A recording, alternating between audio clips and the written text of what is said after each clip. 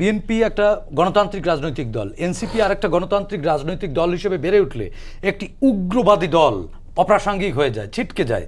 তারা প্রাসঙ্গিক থাকবার জন্য এনসিপিকে সামনে ঠেলে দিয়েছে এবং এনসিপি বোকার মতো এই এবং মানে কি বলে এটাকে, যে আছে না যে সরলভাবে ওই পথে এগুচ্ছে। এর খেসারত সাইফ মুস্তাফিজ বললো না 17 বছরে আওয়ামী লীগকে সরাতে পারেনি। সাইফ মুস্তাফিজদের মনে রাখা উচিত ফুটবল খেলা 90 মিনিট, এবছর বিশ্বকাপে 88 মিনিটে গোল হয়ে আর্জেন্টিনা জিতছে না। তো আপনি 17 বছর প্রেক্ষাপট তৈরি করে দিল, আপনি এসে গোল করেই আর 16.5 বছর নাই করে দিলেন। কে গোল করেছে কে? হ্যাঁ, 15.5 বছর নাই করে দিলেন।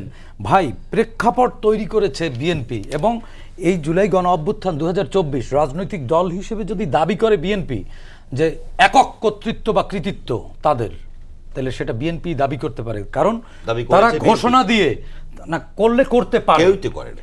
তারা ঘোষণা দিয়ে এই জায়গাটা নষ্ট করতে চাচ্ছে। এখন যিনি প্রধানমন্ত্রী এবং যিনি দলের মহাসচিব, তারা দুইজনই কিন্তু 18 তারিখ ঘোষণা দিয়ে এই আন্দোলনকে সমর্থন দিয়েছে এবং আমি আর 10টা সেকেন্ড নিতে চাই।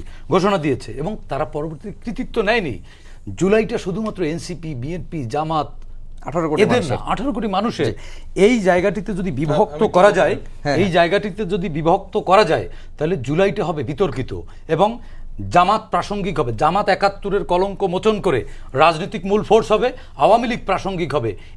Enemy is my friend. Jamaat এবং আওয়ামী লীগ মিলে এই দুই পক্ষকে বিদায় করবার জন্য এই ষড়যন্ত্র করছে।